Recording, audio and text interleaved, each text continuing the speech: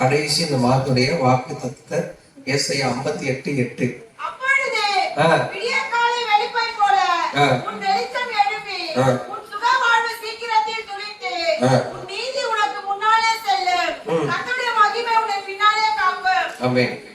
கர்த்தருடைய மகிமை உன்னை காக்கும். இப்ப இந்த மகிமைனா என்ன? ஒரு ஆண்டவருடைய அந்த மகிமை பிரச்சனை ஒரு மனுஷனுக்குள்ள இருந்தா நல்லா கவனமா கேள்வி. ரொம்ப முக்கியமான பாருங்க, ரொம்ப முக்கியமான வசனம். தயவு செய்து இதை கேட்டு இதபடி நடக்கும்போது ஒரு பெரிய ஆசீர்வாதத்தை கத்த கொடுப்பான். இந்த இருட்டா இருக்கிறதுனால எடுக்க முடியலனா கூட பரவாயில்ல, பைபிள் திறக்க முடியலனா கூட பரவாயில்ல. ஆனா ஒன்னே ஒண்ணு தெரிஞ்சுக்க, ஆண்டோட பிள்ளைய இந்த சத்தத்தையாவது கவனமா கேட்கும். வேதத்துல இருக்க எழுதியிருக்கிற அந்த சத்தத்தை கேட்கிறவனும் பார்க்கிறவனும் அதன்படி செய்கிறவனும் பாக்கியவா. நீ கேள், நீ பாக்கியவனா இருப்ப. சரிங்க ஆண்டோட பிள்ளைய. இப்போ அந்த மகிமை தான் என்ன? ஒரு மனுஷன் மேல் தேவனுடைய மகிமை வந்தால் அவனை தேவன் உயரத்துல கொண்டு போய் வச்சிருவான். ஒரு மனுஷன் மேல் தேவனுடைய மகிமை இருக்குன்னா அவனுடைய மதிப்பும் அவனுடைய புகழும் அதிகமா கூடும். ஒரு மனுஷன் முன்னாடி தேவனுடைய மகிமை இருக்கணும்னா அவன் எப்படி ஆயிடுவானா, எல்லாரும் மதிக்கத்தக்க கண்ணியமானவனா மாறிடுவான். உதாரணத்துக்கு சீனாய் மலையில மோசே ஏறி போனான். அவர் கர்த்தருடைய மகிமை அப்படியே அவர் மூடிச்சு. கர்த்தருடைய மகிமை அப்படியே பிரசன்ன நிறைவா அப்படியே மூடிக்குச்சு. இப்ப அந்த மகிமை மூடினதுனா அவன் கீழே இருந்து இறங்கி வந்தோடனே முன்னிருந்த மோசையை பார்க்கலும் மகிமையை பெற்றுக்கொண்டு வந்த மோசைய ஒருத்தரும் எதிர்த்து நிக்க முடியல, ஒருத்தரும் பேச முடியல, ஒருத்தரும் ஒண்ணுமே செய்ய முடியல. நான் சொல்றது உங்களுக்கு புரியுதா?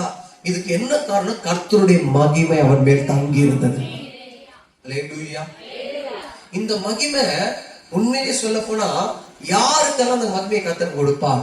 அந்த மகிமை எப்படி நம்மை நடத்தும்? அந்த மகிமையினால என்ன லாபம் அப்படின்னு குறிச்சு சில வசனங்களை ஆண்டவருடைய கிருபையில எடுத்துட்டு வந்திருக்கிறேன். அதை நாம் தியானிக்க போகிறோம். எடுத்துக்கொள்ளுங்க. ஏசாயா 60 அடுத்த வாசகம் 60 1 2 3 வாசிங்க.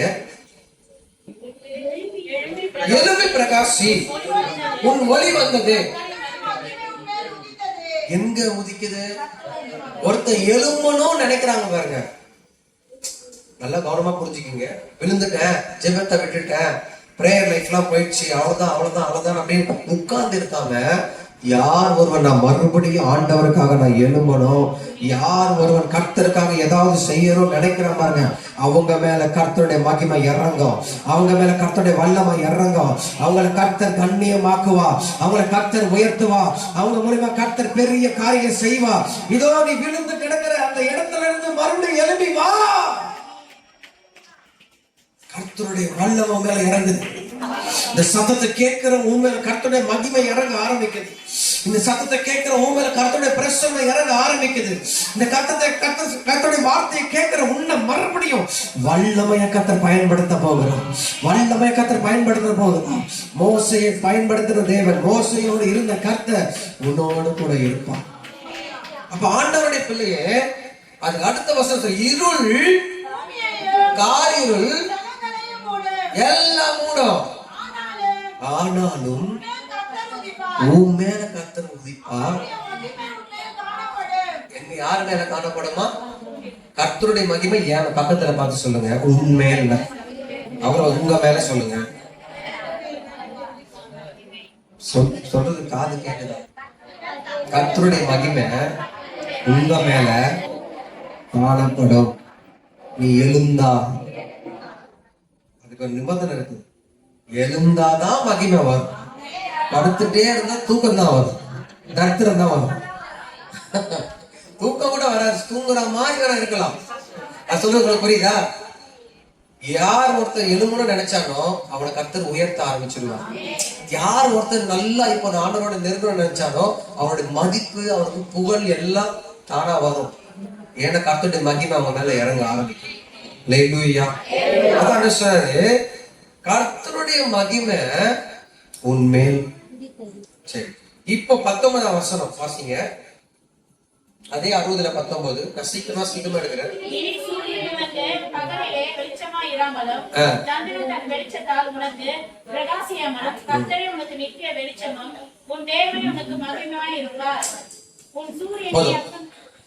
உன் சூரியன் உனக்கு அப்படின்னா என்னங்க? புரியலையா? பகலிலே உன் சூரியன். சில ஜென்மம் மனிதர்கள் அப்படி இருப்பாங்க. என்ன ஆர்டர் சொல்றாருன்னா, என்ன அவரை நம்ப மாட்டாங்களாம்.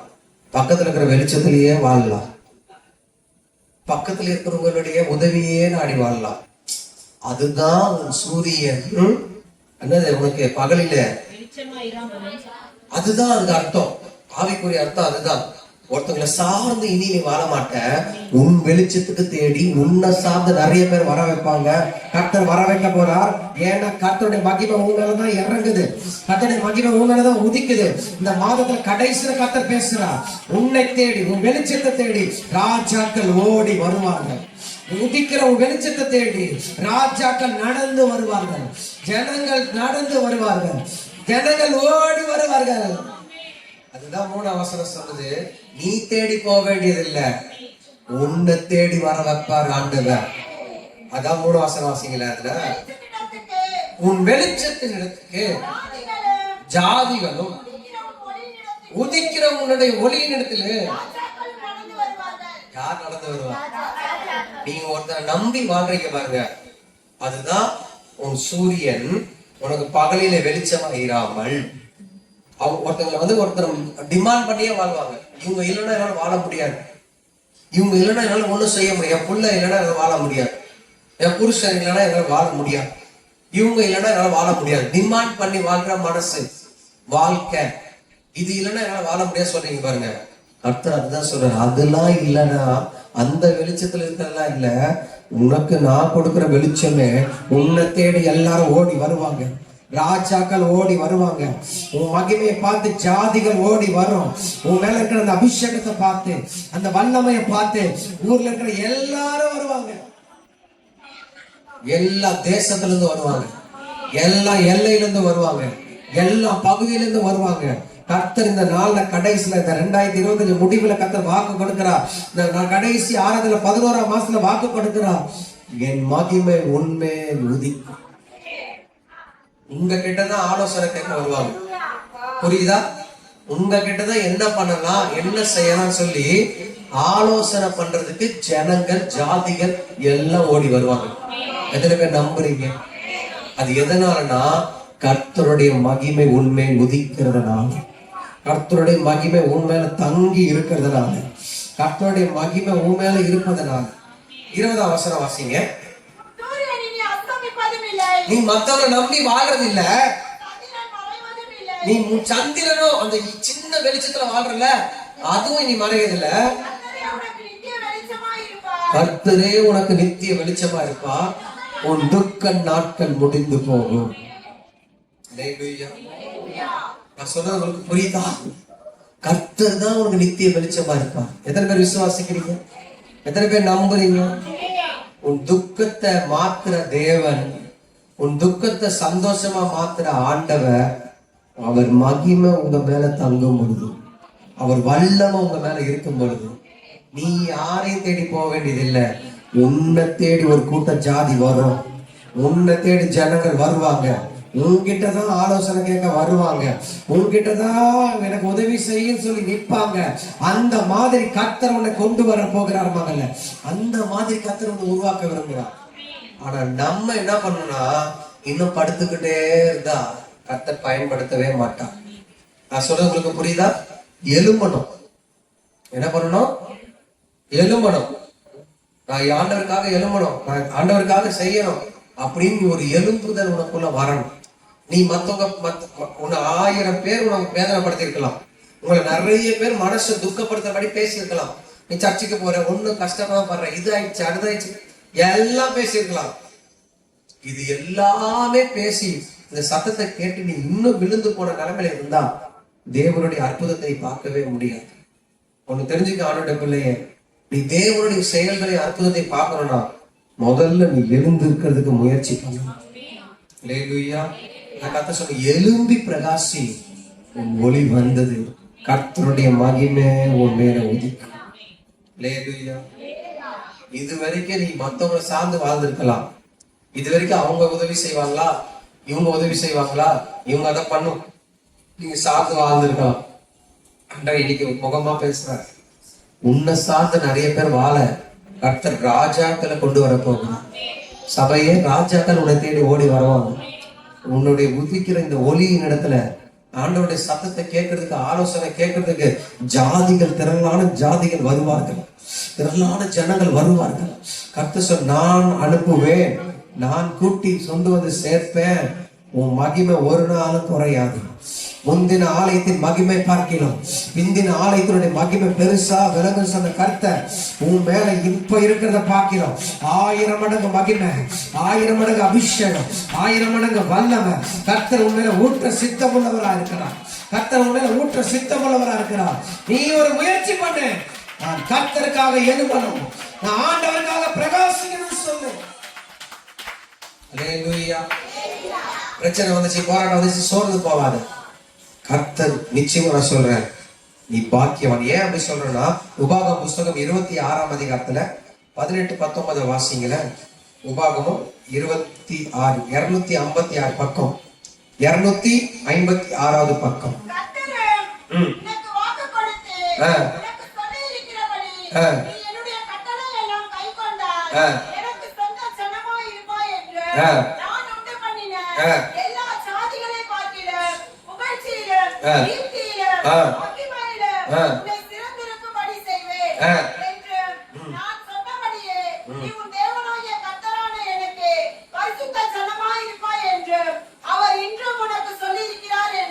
பாருங்க, அண்ணன் சொல்ற, நீ என்னுடைய ஜனம், நீ யாருடைய பிள்ளை? என்னுடைய கட்டளை கை கொள்ற என் ஜனமா இருக்கிறபடியா நான் உண்டு பண்ணின எல்லா ஜாதியை பார்க்கணும், நான் உண்டு பண்ணின எல்லா மனிதர்களை பார்க்கணும். நான் உன்னை எப்படி வச்சிருப்பேனா, புகழ்ச்சியிலும் கீர்த்தியிலும் மகிமையிலும் உன்னை சிறந்து இருக்கும்படி செய்வேன் என்று, நான் சொன்னபடியே இது நடக்கும் என்று கர்த்தர் உன்னோட கூட சொல்லுகிறான். இந்த பூமியில எவ்வளோ எல்லா ஜனத்தையும் யார் படைச்சாரா? ஆண்டவர் தான் படைச்சார். எல்லா மக்களையும் யார் படைச்சாரா? தேவன் தான் படைச்சார். புரியுதுங்களா? அவங்கள பார்க்கலும் நீ விசேஷமானவன். பக்கத்துல பார்த்து சொல்லுங்க,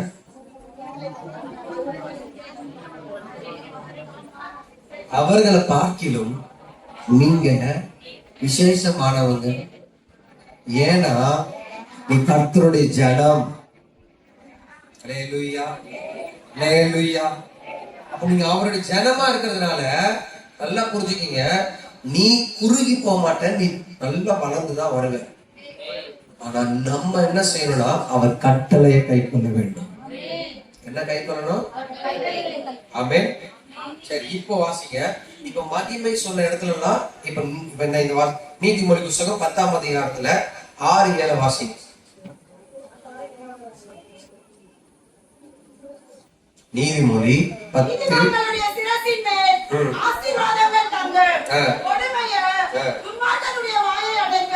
நீதிமான்களுடைய சிரசின் மேல ஆசீர்வாதம் தங்கும், கொடுமையோ. அடுத்தது,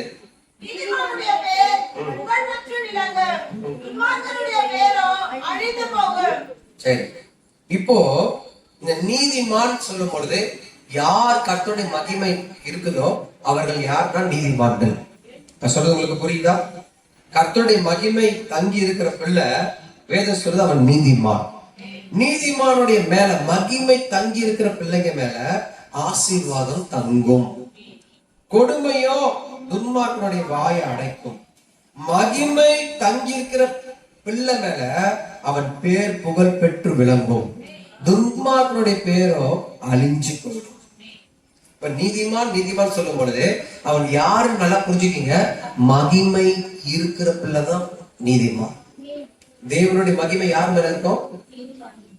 கர்த்தருக்கு பயந்து அசுத்தத்துக்கு விலக்கி, பாவத்துக்கு விலக்கி, துன்மார்க்கத்துக்கு விலக்கி வாழ்றவன் தான் நீதிமான். நான் சொல்றது உங்களுக்கு புரியுதா? நான் நீதிமானா இருப்பேன்னா என் மேல என்ன இருக்கும்னா ஆசீர்வாதம் தங்கி இருக்கும், மகிமை தங்கி இருக்கும். நான் துன்மார்க்கமா இருப்பேன்னா நான் என்னதான் ஆண்டவர் ஆராதிச்சா கூட என் மேல என்ன இருக்காதுன்னா ஆசீர்வாதம் இருக்காது. நான் சொல்றது உங்களுக்கு புரியுதா? தயவுசெய்து நான் சொல்றது கவனமா கேளுங்க. நான் எப்படி நான் இந்த பூமியில இருக்கணும்னு கர்த்தர் விரும்புறாருன்னா, நான் தேவனுடைய மகிமையில ஆசீர்வதிக்கப்பட்டவனா தான் நான் இருக்கணும். எத்தனை பேர் குடும்பத்துல இன்னும் தரித்திரம் போராடுது, இன்னும் அந்த ஆசீர்வாதமே இல்லை, வீடு ஆசீர்வாதமே இல்லை, வாழ்க்கையில் ஆசீர்வாதமே இல்லை, கையில ஆசீர்வாதமே இல்லை. ஏன்னா ஏதோ ஒரு காரியம், சின்ன விஷயம்தான் கர்த்தருடைய மகிமை உன்னை விட்டு விலகுது. அதாவது நான் ஒரு உதாரணம் சொல்றேன். யோசுவா கர்த்தருடைய மகிமையில நிரம்பப்பட்டவன், மோசையோடு இருந்தவன். இப்போ ஆயி படுறதுக்கு போறான் சண்டைக்கு. அந்த போயிட்டு அந்த சண்டையில வந்த உடனே என்ன ஆயிடுச்சுன்னா, அந்த ஜனங்கள்லாம் ஆண்டோடைய பிள்ளைங்க என்ன பண்ணாங்க, செத்து போயிட்டாங்க, தோத்து போயிட்டாங்க. இப்ப யோசுவா புஸ்தகம் 7ஆம் அதிகாரத்துல 12-13 எடுத்து வாசிங்களேன், உங்களுக்கு தெரியும்.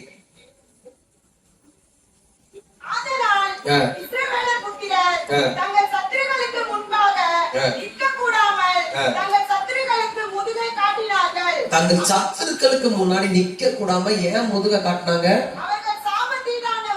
அவர்கள் சாபத்தீட்டா மாறிட்டாங்க. நீங்க சாபத்தீட்டானதை உங்க நடுவில் இருந்து எடுத்து போடாவிட்டால் உங்களோட இரு. இது வரைக்கும் மகிமையா நடத்தி வந்த ஆண்டவரு எரிகோ கோட்டையை இடிச்சிட்டு அதை தாண்டி கானானை கொண்டு போகும்போது அந்த ஊர்ல இருக்கிற ஆண்டவர் வெறுக்கிற, ஆண்டவர் வேணான்னு சொன்ன பொருளை எடுத்து வீட்டுக்குள்ள பண்ணத்தோடு என்ன பண்ணிட்டான், புதைச்சு வச்சிட்டான். அந்த இடத்துல இருந்து ஆண்டவர் மகிமை என்ன ஆயிடுச்சுன்னா போயிடுச்சு. மேக ஸ்தம்பமாய், மகிமையான அக்கினி ஸ்தம்பமாய் வந்த கர்த்தர் இப்ப அந்த இடத்துல இல்லை. இவங்க சண்டைக்கு போறாங்க, சத்துரு கிட்ட முதுக காட்டிட்டு ஓடி வராங்க. ஆண்டவருடைய பிள்ளையே அப்போ துக்க வஸ்திரத்தை தடுத்து அவன் வேதனையோட ஆண்டவர்கிட்ட போய் அழுது புலம்பி, ஏன் தேவ மகிமை எங்களை விட்டு போனது, ஏன் தேவனுடைய வல்லமை எங்களை விட்டு போனது, ஏன் என் பாளையத்தை விட்டு, என் வீட்டை விட்டு கர்த்தருடைய ஆசீர்வாதம் போனது, ஏன் இப்படி ஒரு புலம்பல் என் வீட்டுல வந்தது.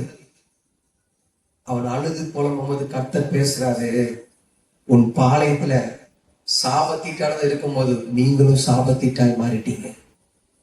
சாபத்தீட்டானது எனக்கு அருவருக்கிறது உன் பாளையத்துல இருக்கு, நீங்களும் என் பார்வையில அருவருப்பா மாறிட்டீங்க. நல்லவங்க கூட சேர்ந்தாலும் நல்ல புத்தி வரும், அருவருக்கிறவங்க கூட சேர்ந்தா என்ன புத்தி வரும், கெட்ட. அந்த இடத்துல எப்படி இருப்பார் ஆண்டவர்? நீ தப்பு பண்ணும் போது, கெட்டதுல இருக்கும் போது ஆண்டவர் வந்து நிப்பாரா?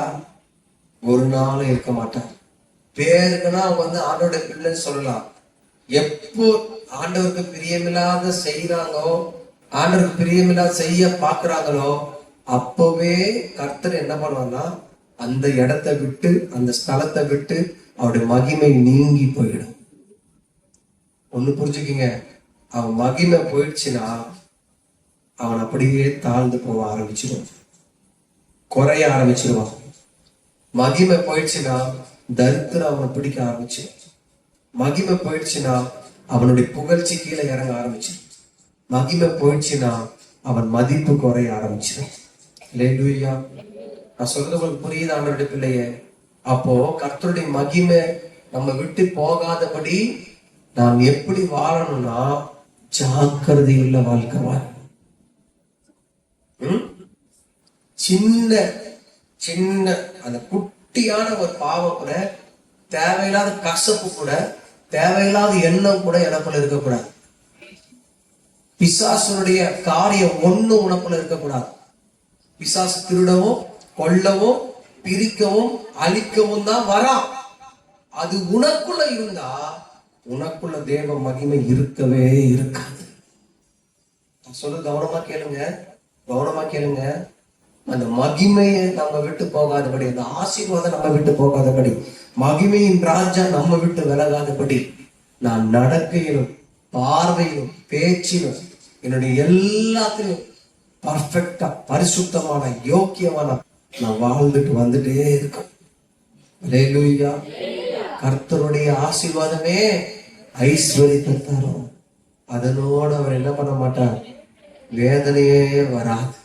ஏன் இன்னைக்கு வேதனை, ஏன் இன்னைக்கு கஷ்டம், ஏன் இன்னைக்கு குடும்பத்துல சமாதானம் இல்லை? ஏதோ ஆண்டவருடைய பிடிக்காத சின்னத, ரொம்ப பெருசு இல்ல, சின்ன காரியம், அதை நீ இன்னைக்கு எடுத்து போட, உன்னை நீ ஒப்பு கொடுப்பாங்கன்னா நீ இழந்த மகிமை மறுபடியும் உன் மேல இறக்கும். நீ இழந்த மகிமை கர்த்தர் மறுபடியும் உனக்கு தர வல்லமை உள்ளவரா இருக்கிறார். நீ இழந்து போன பேர் புகழ் மறுபடியும் உனக்கு 2 மடங்கு கர்த்தர் கொடுக்க வல்லமை உள்ளவரா இருக்கிறார். முந்தின ஆலயத்தின் மகிமையை பார்க்கிறோம். இப்போ நீ ஒப்பு கொடுக்கும் போது முந்தின ஆலயமாகிய சரீரத்துல மகிமை பயங்கரமா பெரிதா ஆவியானவர் மகிமை உள்ளவராய் உண்மையில அப்படியே அசைவாட ஒப்பு கொடு. ஹல்லேலூயா. சத்தமா. அப்போ நல்லா ஒண்ணு புரிஞ்சுக்கீங்க, நீ கேட்கறது மாத்திரம் பெருசு இல்லைங்க, கேட்டதுக்கு ஒப்பு கொடுத்து வாழ்றதுதான் பெரிய காரியம். கேட்ட சத்தியத்துல நீ அர்ப்பணிச்சு ஒப்பு கொடுத்து வாழ்றதுதான் பெரிய காரியம். ஹல்லேலூயா. ஆமென். சரி, இன்னொரு மகிமையை ஜனங்க தேடுறாங்க. நீதிமொழி புஸ்தகம் 27-21 டப்பு டப்புன்னு எடுங்க சீக்கிரம். 27-21. நீங்க பயப்படாதீங்க, மழை எல்லாம் வராது. நீங்க வீட்டுல போய் சேர வரைக்கும் மழை ஒண்ணும் வராது. தைரியமா பாருங்க. வாசி. வெள்ளிக்கு புகையும் பொண்ணுக்கு புடமும் சோதனை. சரி, இந்த மகிமை ஒருத்தங்க தேடுறாங்க. என்ன தெரியுமா? வெள்ளிக்கு புகையும் பொண்ணுக்கு புடமும். என்னது? மனுஷனுக்கு நல்ல காரியங்க இது. யாராவது என்ன புகழ மாட்டாங்களா நான் செஞ்சதை பார்த்து? நல்லா கேளுங்க, நான் சொல்ல புரியுதா? நல்லா கவனமா கேளுங்க. இப்பதான் உங்களுக்கு புதிய மாதிரி சொல்லுறேன். யாராவது நான் செஞ்சதை பார்த்து என்ன பாராட்ட மாட்டாங்களா? என்ன மாட்டாங்களா? மனசுக்குள்ள வச்சுட்டே இருப்பாங்க. இவங்க நல்ல பாஸ்டர் பாராட்டினா கௌரவம் நல்லா இருக்கும், மண்ணாதான் போகும். நான் வேலை செய்யற இடத்துல என் ஓனர் என்ன பாராட்ட மாட்டாரா? அவர் அன்னைக்கே திட்டி அனுப்பிச்சிடுவாரு. என்னதான் குஞ்சு குஞ்சு வேலை செஞ்சாலும் என்னதான் பண்ணாலும் கடைசியில ஒரு கேள்வி ஒண்ணு வந்துடும் பாருங்க. அதாவது மனுஷனுக்கு புகழ்ச்சியே பெரிய சோதனை. அப்போ கர்த்தர் உன மகிமையிலையும் கர்த்தர் உங்களுக்கு புகழ்ச்சின்னு வைக்கணும். மனுஷன் என்ன பண்ணக்கூடாது? அந்த எண்ணம் உனக்குள்ள இருக்கா? ஆண்டவர் தான் பேசுற. அந்த எண்ணம் உனக்குள்ள இருந்தா தேவன் உன புகழ்ச்சியாவே மாத்த மாட்டார். மனுஷன் இன்னைக்கு புகழ்ச்சி நாளைக்கு திட்டு, இன்னைக்கு உயர்த்தி நாளைக்கு கீழே இறங்கிடுவாங்க. இது மனுஷனுடைய புத்தி. ஆனா தேவன் மட்டும் உன்னை புகழ ஆரம்பிச்சிட்டா அந்த கண்ணியை உனக்கு தானாவே கத்தர் கொடுக்க ஆரம்பிச்சிருவான். அந்த மேன்மை தானாவே உனக்கு கொடுக்க ஆரம்பிச்சிருவான். இந்த சின்ன காரியம் தானே மகிமை இழந்து போகுது. நீ மனுஷனால் மகிமையை தேடாத, மனுஷனுக்கால் புகழ்ச்சியை தேடாத. தேவன் என்ன புகழ்னு சொல்லி நீ என்ன பண்ணு? ஆண்டவருக்கு பிரியமா ஒப்புக்கொண்டு, ஆண்டவருக்கு பிரியமா ஒப்புக்கொண்டு மகனே, ஆண்டவருக்கு பிரியமா ஒப்புக்கொண்டு மகனே. அதுவே உனக்கு கீர்த்தியாய் உன் பேர் நிலை நிற்கும். அல்லேலூயா, அல்லேலூயா, ஆமென். நான் ஒண்ணே ஒண்ணு சொல்லுகிறேன், நீங்க கர்த்தருடைய மகிமையை உங்களை காத்து நடத்தணும்னா உனக்குள்ள இருக்கிறது எல்லாத்தையும் தூக்கி போடு. உன்னை நீ வெறுமையாக்கு. நமக்கு என்ன பெருமை, நமக்கு என்ன மேட்டிமை, நம்ம பேர் பெரிய பேரு, எதுவுமே நமக்கு வேணாம். எதுவுமே எனக்கு வேணாம். எனக்கு எல்லாம் என் கர்த்தர் தான், எனக்கு எல்லாம் இயேசுதான். என் புகழ்ச்சி என் இயேசுதான். என் மகிமை என்னை உயர்த்துறது, என்னை ஆசீர்வதிக்கிறது, என் மதிப்பு, என் கண்ணியம் எல்லாம் இயேசுதான். அல்லேலூயா, அல்லேலூயா. என்னை யாருன்னா வந்து புகழ்ச்சியா பேசுறாங்கன்னு வச்சுங்களேன், தோத்திர ஆண்டவரே, இது நாளைக்கே வேற மாதிரி பேசுமே, இதை நான் ஏத்துக்கல, நான் தாழ்த்துறேன், என்ன தாழ்த்துறேன். பாஸ்டர் இப்படி ஜெபிக்கிறீங்க, உங்க கூட தேவனே இறங்கி வர்றாரு, உங்க கூட ஆண்டவரே இருக்கிறாரு. எனக்கு இந்த புகழ்ச்சியே வேணாம் ஆண்டவரே, புகழ்ச்சியே வேணாம், நான் தாழ்த்துறேன், எல்லாம் நீங்க தான், நீங்க தான், நீங்க தான், நீங்க தான். இன்னைக்கு இப்படி சொன்னா நாளைக்கு இதுவா பாஸ்டர் இவரு என்ன திட்டி திட்டி தான் பேசுறாரு இவரு. ஒருவேளை நான் ஜெபிச்சு நல்லா இவரு மாதிரி பாஸ்டர் இல்ல, இதே திட்டி பேசுற இந்த பாஸ்டர் வேணும்னு என்ன செய்யறாரு. எனக்கு புகழ்ச்சியே வேணாம், என்னை திட்டவும் தேவையில்லை, என்னை உயர்த்தவும் தேவையில்லை, எங்களை ஒண்ணும் பண்ண தேவையில்லை. கர்த்தர் ஒருவரே பார்த்து கொள்வார். 1 பேதுரு புஸ்தகம் எடுங்க சீக்கிரமா, 3ஆம் அதிகாரம் 8-12.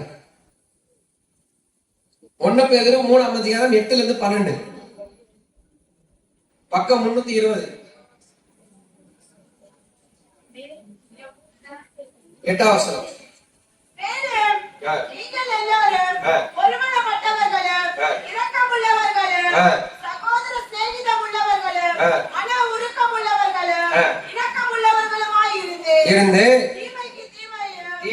மகிமையும் உதாசீனத்துக்கு உதாசீனத்தையும் சரிக்கட்டாமல் அதற்கு பதிலாக நீங்கள் ஆசீர்வாதத்தை சுதந்திரித்துக் கொள்ளும்படி அழைக்கப்பட்டவர்கள் என்று அறிந்து ஆசீர்வதியுங்கள். இது நான் அழகா சொல்றேன். உன் மகிமை தங்கி இருக்கணும்னா நான் தீமைக்கு தீமை செய்வேன், உதாசனத்துக்கு நான் உதாசனம் தான் பண்ணுவேன்.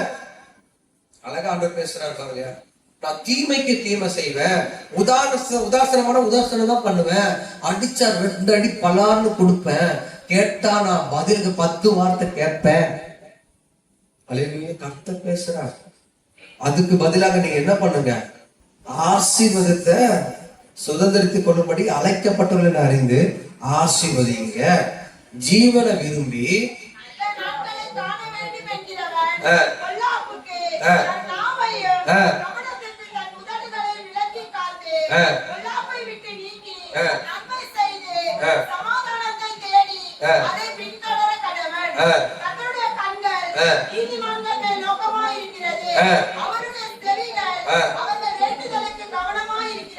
தீமை செய்கிறவனுக்கோ நல்லா புரிஞ்சுக்கீங்க. அழகா தெளிவா ஆண்டவர் பேசுறார்.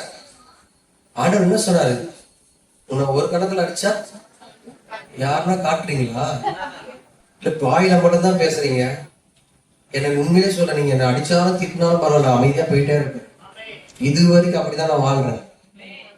எனக்கு இந்த மாதிரி அவங்களுக்கு பழி வாங்கணும், அவங்களை பேசணும், என்ன ஆண்டவர் இந்த அளவுக்கு வச்சிருக்காருன்னா, கர்த்தருடைய கண்ணு என்னை பார்க்கறதுக்கு காரணம் என்ன தெரியுமா, அவர் பார்த்துப்பார், நான் அமைதியா இருப்பேன்.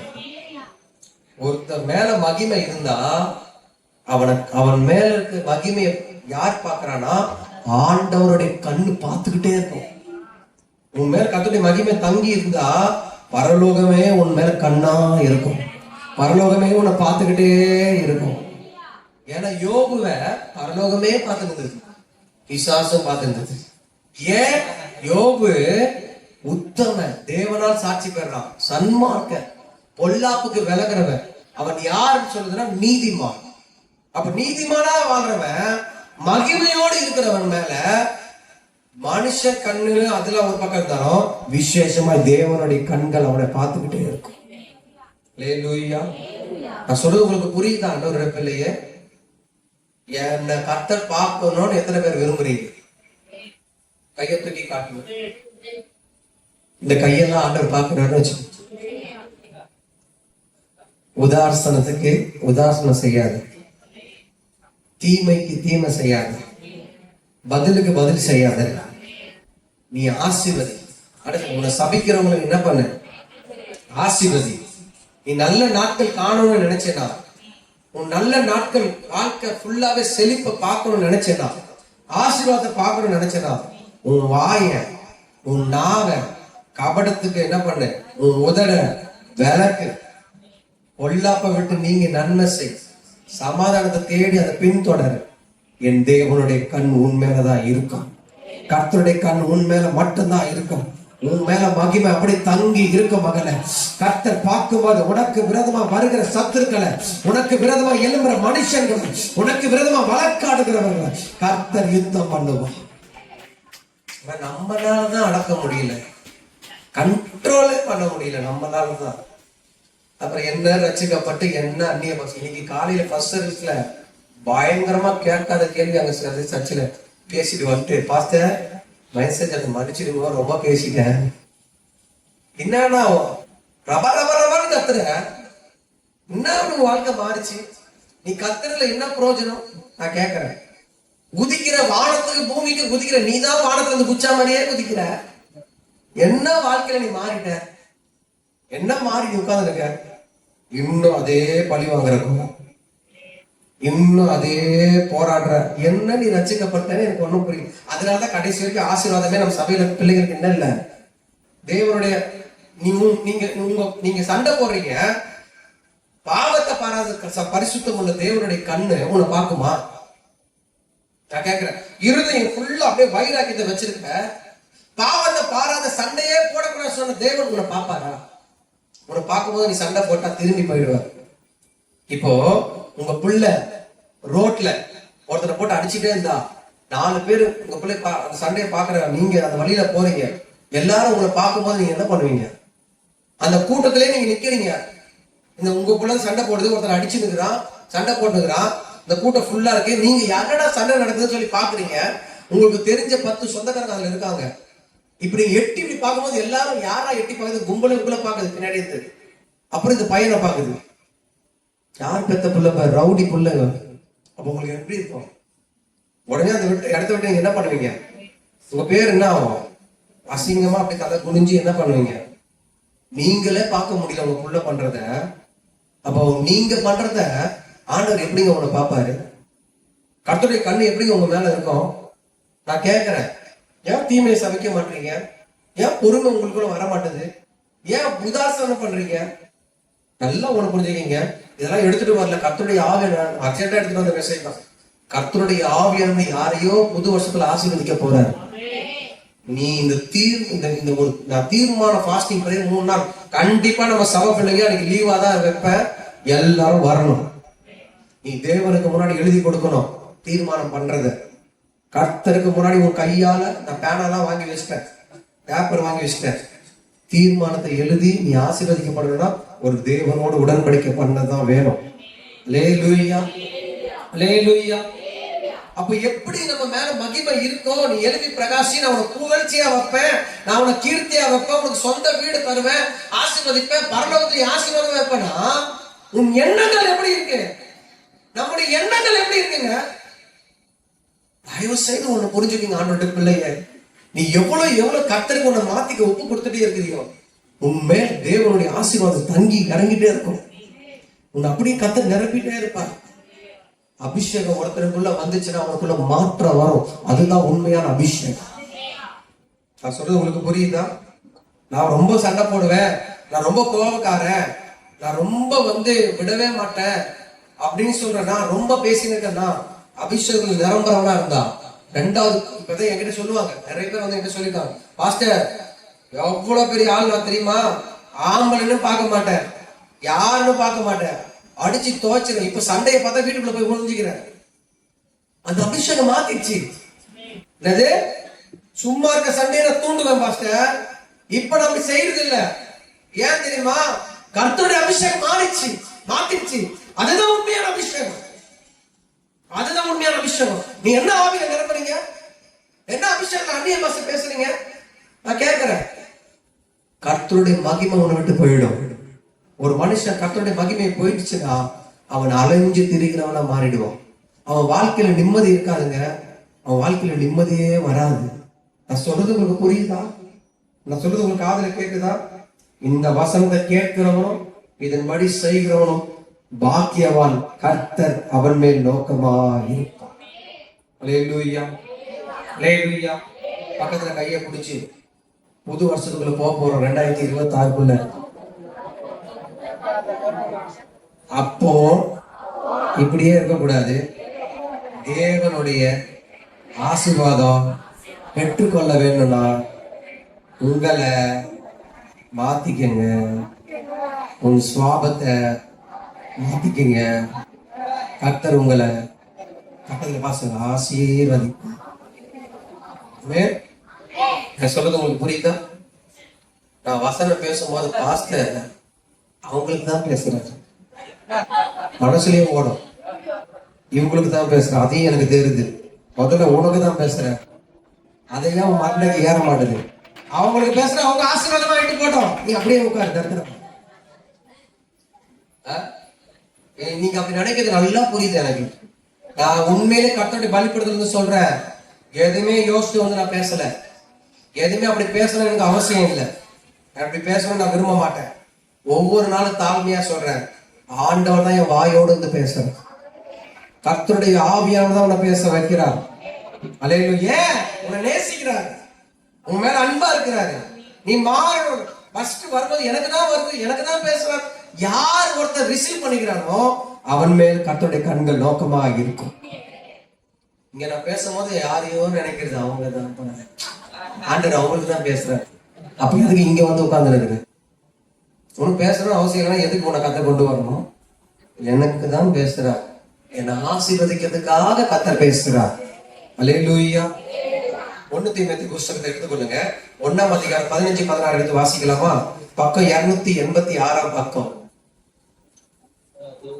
பாவிகளை ரட்சிக்க பாவிகளை ரட்சிக்க கிறிஸ்து இயேசு ஆ. உலகத்தில் வந்தார் என்கிற வார்த்தை ஆ. உண்மையும் எல்லா அங்கீகரிப்புக்கும் பாத்திரமுமானது. அதுதான் உண்மை. அதுதான் அங்கீகரிக்கிறது பாத்திரமா இருக்குது. அவர்கள் பிரதான பாவி நான். அவர்களின் பிரதான பாவி யாரு? எத்தனை பேர் நீங்க ஒத்துக்க முடியும் பிரதான பாவி? ஆமா. அடுத்த வசனம் வாசிங்க. அப்படி இருந்த நித்திய ஜீவனை அடையும்படி இனிமேல் இயேசு கிறிஸ்துவிடத்தில் விசுவாசமாய் இருப்பவர்களுக்கு திஷ்டாந்தம் உண்டாகும் பொருட்டு பிரதான பாவியாகிய என்னிடத்தில் அவர் எல்லா நீடிய பொறுமையையும் காண்பிக்கும்படிக்கு இரக்கம் பெற்றேன். சரி, இது உங்களுக்கு படிச்சா புரியல. எத்தனை பேர் புரிஞ்சுது சொல்றீங்க? இந்த வசனம் எத்தனை பேர் புரியுது? பவுல் சொல்றாரு, தீமோத்தேயுக்கு சொல்லும் போது சொல்றாரு, பாவிகளை ரட்சிக்க தான் இயேசு கிறிஸ்து வந்தார். எதுக்கு வந்தாரு? இதுதான் கண்டிப்பா சத்தியம், இது மாறாத வார்த்தை, இதுதான் உண்மை. அதுதான் அங்கீகரிப்பு பாத்திரமா இருக்குது. அவர்களின் பிரதான பாவி யாரு? இயேசுவையே பார்த்தவன், செத்து போனவங்களும் உயிரோடு எழுப்பினவரு, எல்லா அற்புதம், நலன் பட்டவங்களாம் நிறைய பேர் அற்புதம், அவ்வளோ பவர் உள்ள தேவனுடைய மனுஷன் சொல்றாரு, பாவியிலே பிரதான பாவி நான் தான். தீமோத்தேயுக்கு சொல்றாரு. அவர் சொல்லிட்டு சொல்றாரு, நித்திய ஜீவனை அடையும்படி இனிமேல் இயேசு கிறிஸ்துவின் விசுவாசமா இருப்பவர்களுக்கு திருஷ்டாந்தம் உண்டாகும் பொருட்டு பிரதான பாவியாக என்னிடத்தில் அவர் எப்படி இருக்கிறாரா, நீடிய பொறுமையை காண்பிக்கும்படி. எதுக்கு தெரியுமா இன்னொன்னு விட்டு வச்சிருக்காரு? இயேசு எப்படி உன்னை மத்தவங்களை மன்னிக்க சொல்றாரோ அதனாலதான் அவர் மன்னிக்கிறவரா இருக்கிறார். அவர் எப்படி செய்யறாரோ அவர் சொன்னதை செஞ்சுட்டு போறாரு. நீங்களும் என்ன பண்ணுங்க? ஒரு சகோதரர் வந்து கேட்கறான், குற்றம் பண்ணிட்டான், எத்தனை வாட்டி மன்னிக்கிறது? 7-7 வாட்டி மன்னி அப்படின்னு சொல்லிட்டாரு. அவர் மன்னிக்கிறார். அது மாதிரி நீங்க மன்னி. அதுதான் ஏன் இவன் நீடிய பொறுமையா இருக்கிறாருன்னா, மாறுவாங்க. அதனால கர்த்தர் என்ன பண்றாரு? அந்த பொறுமையினால்தான் பவுல் சொல்றாரு, அந்த பொறுமையினால்தான் நான் சாகாம தேவனிடத்திலிருந்து இரக்கத்தை பெற்ற நான் நித்திய ஜீவனை சுதந்திரிக்க பாத்திரவனாய் மாறிட்டேன். பேசிட்டே இருப்பார், முகமுகமா பேசுவார், ஏதாவது வழியில பேசுவார்.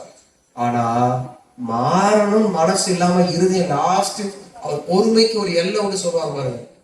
அந்த எல்லை மாஸ்டர் நான் ரொம்ப பொறுத்து பார்த்துட்டேன், இன்னுமே பொறுக்க முடியாத அளவுக்கு போயிட்டேன் அப்படி சொல்லும் போது கோபத்துல ஏதாவது ஒரு முடிவு எடுப்பாங்க பாருங்க. அது மாதிரி கர்த்தர் முடிவு எடுத்தாருன்னா நம்ம நிலைமை என்ன ஆகும் யோசிச்சு பாருங்க. அவர் எடுக்கல. அதனாலதான் கர்த்தர் சொல்றாரு, நீ பாசிவாதத்துக்கு மகிமைக்கு பெற்றுக்கொள்ள பாத்திரவானா இருக்கிறபடியா நீ என்ன பண்ண, நீ என்ன செய்ய, உன்னை நீயே என்ன பண்ண, மாத்திரு, எலும்பு போதும். விழுந்தவன் எழுந்திருக்கிறது இல்லையா? ஆசீர்வாதம் வேணும். புது வருஷமாவது அது கிடைக்கும், இது கிடைக்கும். முதல்ல நீ மாறினாதானே தேவனுடைய கண்ணு உன்னை பார்க்கும். முதல்ல நம்ம மாறினாதானே ஆசீர்வாதம் தானா வரும். இந்த பூமியில எல்லா ஜாதி பார்க்கலும் பைபிள் உபாவம் சொன்னார். இப்ப பாஸ்டமே நம்மள விசேஷமான கத்தர் படைச்சிருக்கிறார், நம்ம விசேஷ வாட்டிய கத்தர் அழைச்சிருக்கிறார். இந்த பூமியில எல்லாரும் விட மேன்மையானவர், இந்த பூமியில நீ எல்லாரும் விட மகிமையினால் கனத்தினால் முடிச்சூட்டப்பட்டவள். நீ தயவு செய்து ஒன்னு சொல்றேன், உன் துக்க நாட்கள் முடியணும், இதோட முடிவு வரணும்னா உன்னுடைய எல்லாத்தையும் கிளியர் பண்ணிடு. இந்த 26 முடியறதுக்குள்ள என்ன பண்ண, 26 போறதுக்குள்ள, அதை காலம் வைக்கிறதுக்குள்ள இந்த வருஷத்துல எல்லாத்தையும் நம்ம என்ன பண்ணோம், ஒரு தீர்மானம் பண்ணி அப்படியே மாத்திக்கணும். ஏன்னா அவர் துன்பத்தை கண்ட நாட்களுக்கு சரியா மகிழ்ச்சியாக போறார். எத்தனை பேர் நம்புறீங்க? நீ எத்தனை வருஷம் துன்பத்தை பார்த்துட்ட? புது வருஷம் நன்மை வேணாவா? புது வருஷம் ஆசீர்வாதம் வேணாவா? வேணும் கேட்டா போதாது. மாறு பக்கத்துல போ. வேணும் கேட்கறது இருக்குல்ல, மாற தெரியாதா? மாறியா? கேள்வி மாறுறீங்களா? அது மட்டும் கேட்க மாட்டீங்க. அவங்க பதில் சொல்ல மாற மாட்டேன், நீ மாற மாட்டேன். தயவு செய்து சொல்றேங்க, நல்லா பிராக்டிஸ் பண்ணுங்க. மாறுறதுக்கு உங்களை ஒப்பு கொடுங்க. ஒரு தங்கத்தை ஒரு செயினா செய்யறதுக்கும், ஒரு வளையலா செய்யறதுக்கும், கம்பலா செய்யறதுக்கும் இவ்வளவு கட்டியத்துக்கு காக மாட்டிக்க முடியுமா? இவங்க கட்டியத்துக்கு கையில அதை நெருப்புல என்ன பண்ணுவாங்க, உருக்கி உருக்கி உருக்கி ஒரு பக்குவத்தை கொண்டு வந்து அதை உடைச்சி அதை வளைச்சி அப்பதான் அந்த பொருள் என்ன ஆகும் பாக்குறதுக்கே. அதுதான் உன் வாழ்க்கையில அழகா நீ மாறணும்னா அது எல்லாத்துக்கும் உடைய பிராக்டிஸ் பண்ண, உருக்கு ஒப்புக்கொடு. அல்லேலூயா, ஆமென். நான் உண்மையிலே சொல்றேன், உன் துக்கத்தை கண்ட நாட்கள், உன் வேதனை அனுபவிச்ச நாட்களுக்கு தேவன் சரியா மகிழ்ச்சியாக்க போகிறார். தேவன் சரியா உன்னை சந்தோஷப்படுத்த போறார். தேவன் உன்னை உண்மையிலே சொல்றேன், உன்னை மகிமையினாலும் கனத்தினாலும் கர்த்தர் முடிச்சுட்ட போகிறார். தேவன் அதை செய்ய போகிறார்.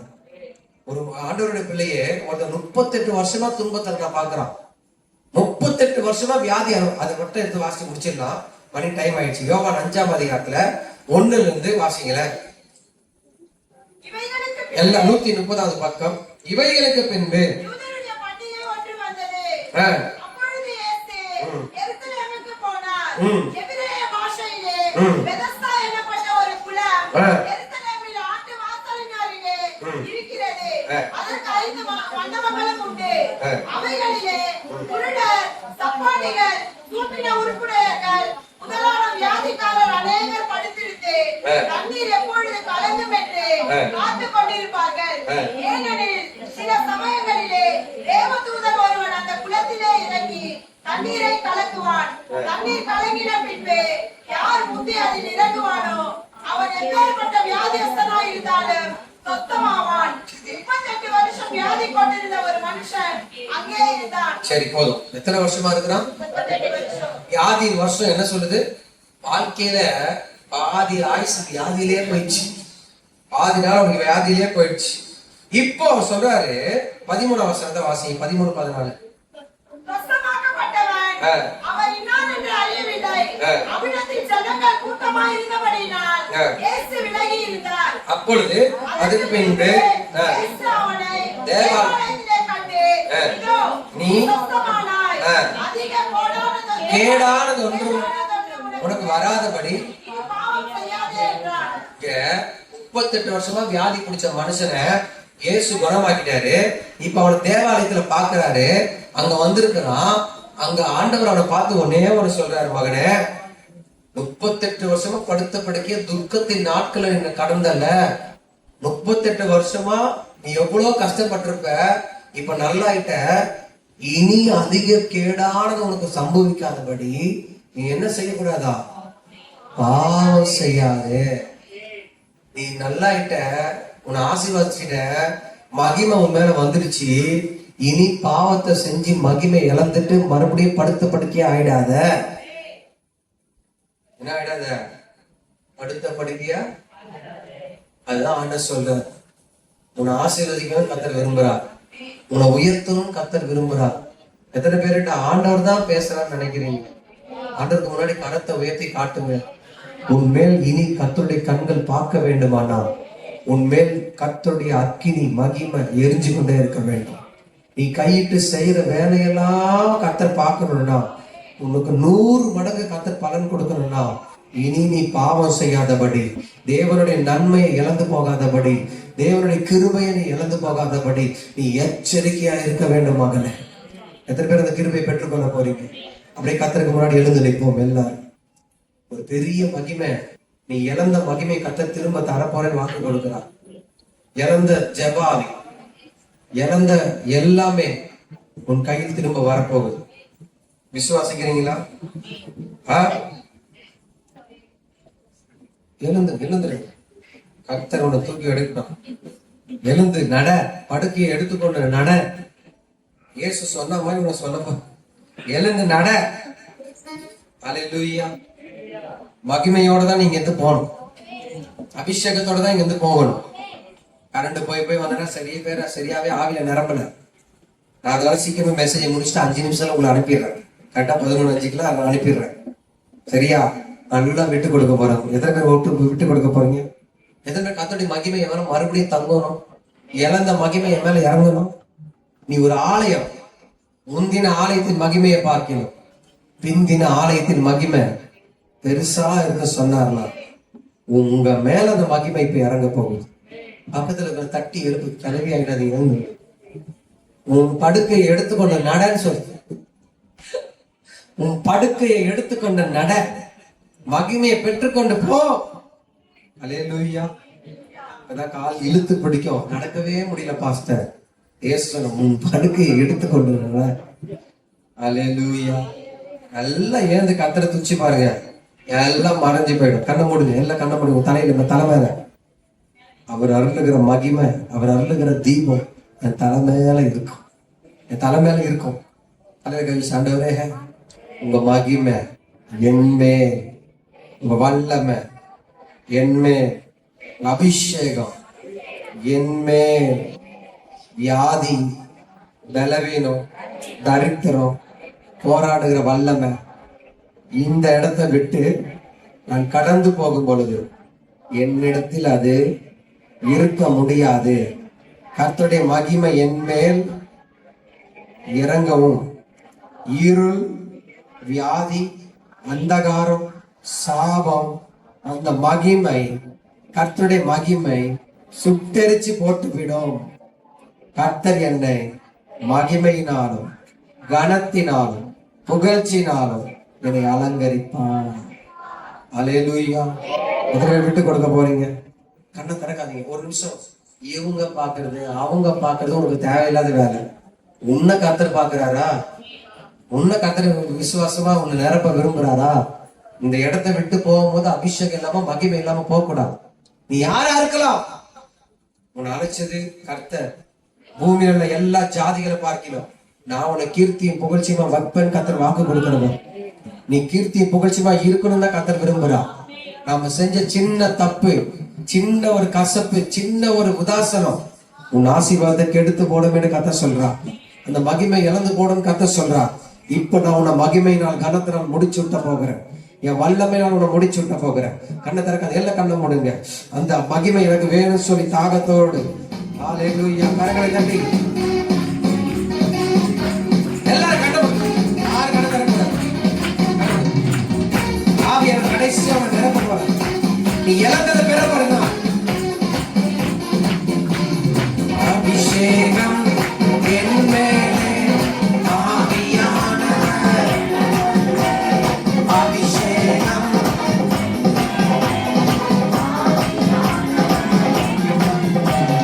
அபிஷேகம் என் தலைமேலே, ஆவியானவர் எனக்கு. எல்லாம் கண்ணை மூடிக்கோங்க. ஆமென். இருதயங்கள் நொறுக்கப்பட்டோர் ஏராளம் ஏராளம். ஐயா இந்த இடத்துல அப்பா ஏராளம் ஏராளம். கட்டுடைக்கணும் கட்டுடைக்கணும் கட்டுகளை உடைக்கணும்.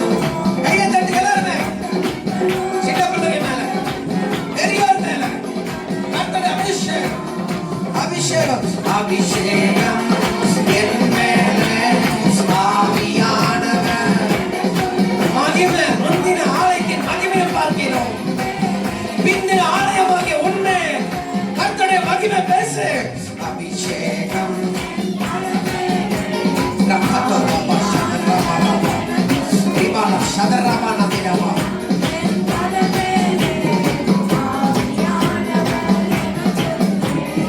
இருதயங்கள்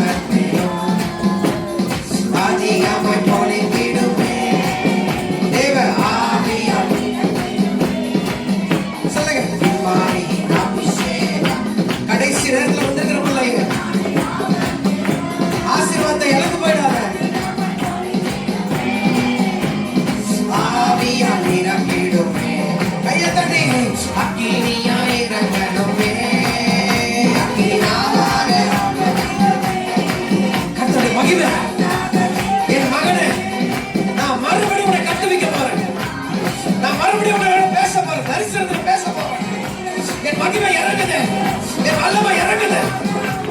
எஸ், பெற்றுக்கோ மகளே, நீ தரிசனம் பெற்றவன், நீ தரிசனம் பெற்றவன், நீ ஒரு தீர்க்கதரிசியானவன்.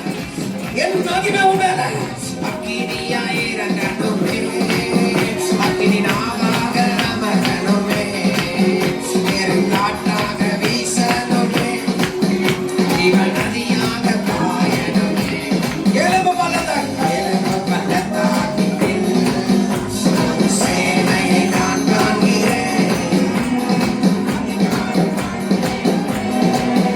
இங்க தரிசனம் உரைக்கிறதே.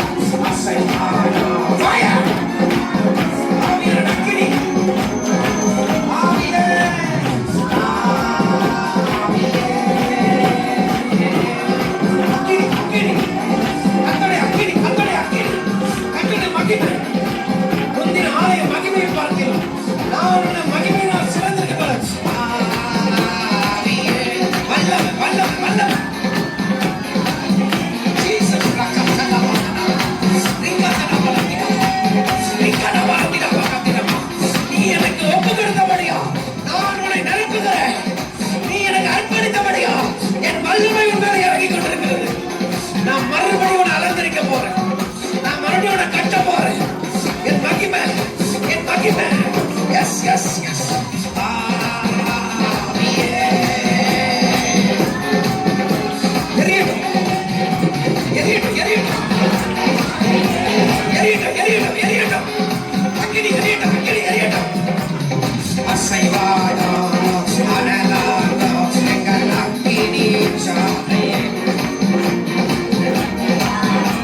Jesus, Jesus.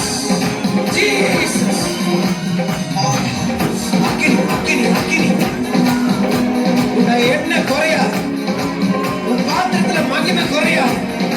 நான் மறுபடியும் உன் பாத்திரத்துல அபிஷேகத்தை வாழ்க்கிறேன், எண்ணெய வாழ்க்கிறேன். அதை பெற்றுக்கோ. அந்த சொல்ல மறுபடியும் அவனை நிரப்புறேன், நிரப்புறேன், நிரப்புறேன், நிரப்புறேன், நிரப்புறேன்.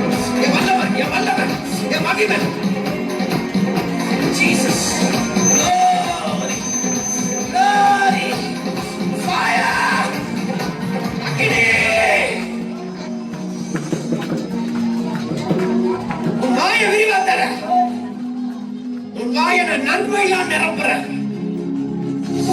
Fire. Yes, வேடிக்கை பார்க்காத. ஆண்டவருடைய சத்தத்தை கேளு. நான் அவனுடைய மகிமையினாலும் கனத்தினாலும் நான் புகழ்ச்சினாலும் உன்னை ஆசீர்வதிக்க விரும்புகிறேன், உன்னை உயர்த்த விரும்புகிறேன்.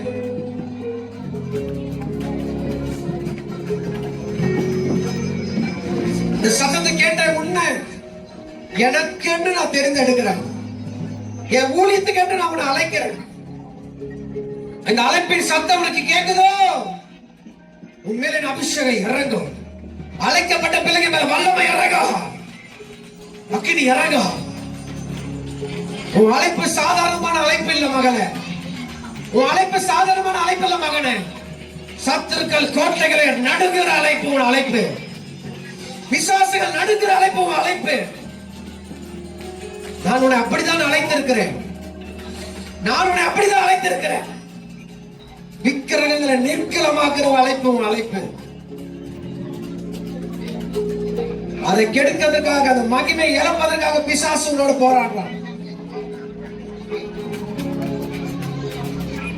மறுபடியும் ஒரு அக்கினி போடுகிறேன், மறுபடியும் வல்லமை போடுகிறேன், மறுபடியும் வல்லமை உங்களை ஊட்டப்படுவதாக. அந்த அக்கினி பெற்றுக்கோ. கரங்களை தட்டி எல்லாரும் கடைசியா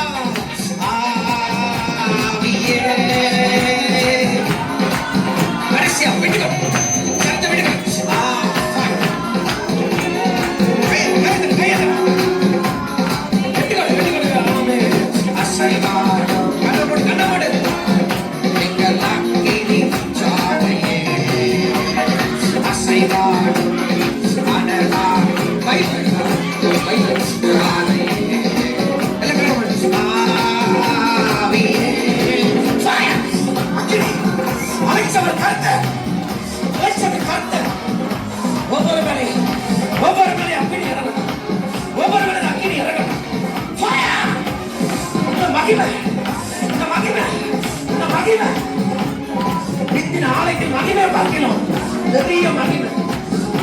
மகிமை. ஆவியானவருடைய மகிமை. ஆவியானவருடைய மகிமை. ஆவியானவருடைய மகிமை. அலைச்சவர் கர்த்தர். அலைச்சவர் கர்த்தர். மகிமை இறங்கட்டும். மகிமை இறங்கட்டும். அந்த மகிமை இறங்கட்டும். அந்த மகிமை இறங்கட்டும். Fire! மகிமை இறங்கட்டும். மகிமை இறங்கட்டும். மகிமை இறங்கட்டும். மகிமை இறங்கட்டும். அந்த மகிமை இறங்கட்டும். Fire! அந்த மகிமை இறங்கட்டும். அக்கினி இறங்கட்டும். அக்கினி இறங்கட்டும். வல்லமை இறங்கட்டும். எழுதுன பெட்டுக்கோ. எழுதுன பெட்டுக்கோ. எழுதுன பெட்டுக்கோ. பெட்டுக்கோ. பெட்டுக்கோ. Fire! அக்கினி அக்கினி அக்கினி. Fire! அக்கினி. எழுதுன பெட்டுக்கோ. எழுதுன மகிமையை கண்ட தர. எழுதுன மகிமையை கண்ட தர.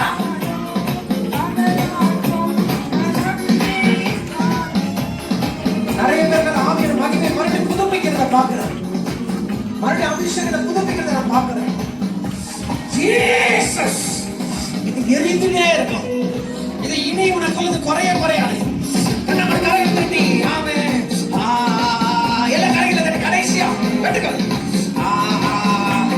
எப்போ பார்க்கிற வருஷம்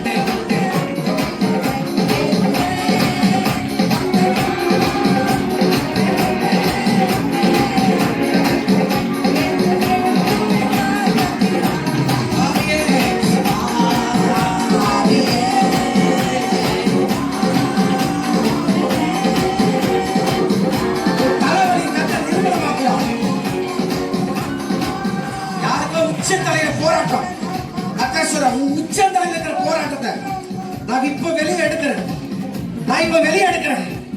என் அக்கினி உச்சந்தலையில இறங்குது. நரம்புல ஓடுற அந்த வல்லமை என்ன சபிக்கிறார் கர்த்தர். அவர் கலந்தவனை சுகமாக்குறார். ஆவியே ஆவியே உன் காதல் என்கிற பிரச்சனைகள் மறையுது மகளே.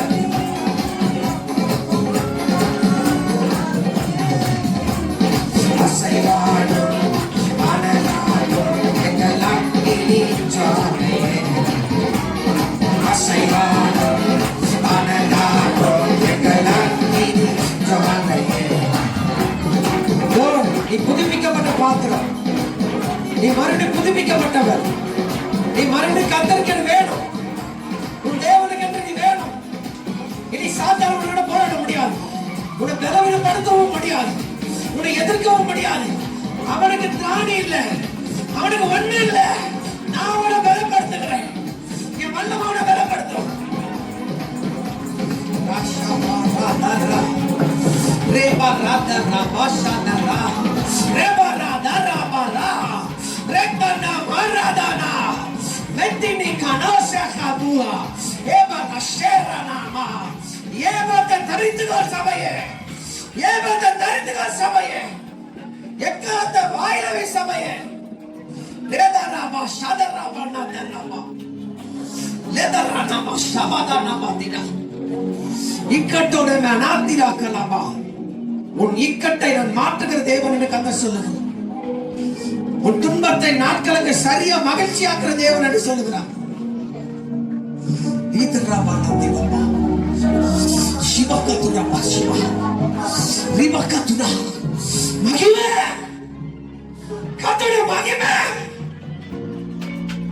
எதிர்பார்ப்பதற்கு மேலா, நீ வேண்டிக் கொண்டதற்கு மேலா உன் கண்மலையாகி கிறிஸ்து செய்ய வல்லவர்.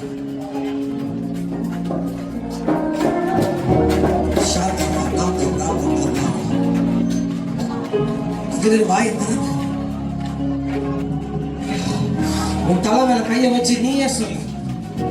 உன் தலை மேல கை வச்சு நீயே சொல்லு, மகளே, நீ ஆசீர்வதிக்க கட்டளை பெற்றவன். நான் ஆசீர்வதிக்க கட்டளை பெற்றவன். சாபம் எனக்குள்ள, வியாதி எனக்குள்ள, போராட்டம் எனக்குள்ள இருக்க முடியாது. நான் அபிஷேகம் பெற்றவன். நான் அபிஷேகம் பண்ணப்பட்டவன். சத்துரு என்னை கிட்ட மோத முடியாது.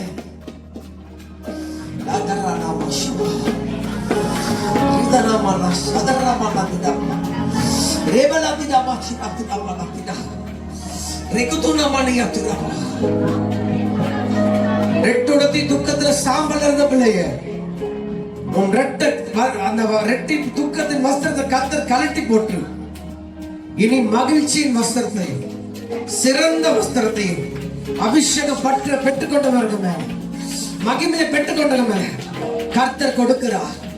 கர்த்தர் கொடுக்கிறார். உன் துக்க நாட்களுக்கு சரியா நான் மகிழ்ச்சி ஆக்குவேன், மகிழ்ச்சி ஆக்குவேன், மகிழ்ச்சி ஆக்குவேன். நீ என்றைக்கு என்னுடையவன்.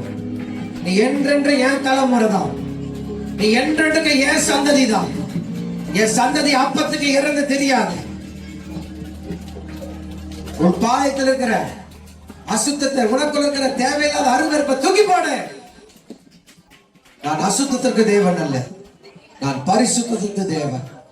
அசுத்த எண்ணங்களுக்கு நான் இருக்க முடியாது. நான் பரிசுத்த சிந்தை உள்ளவரிடத்தில் வாசம் பண்ணுவேன்.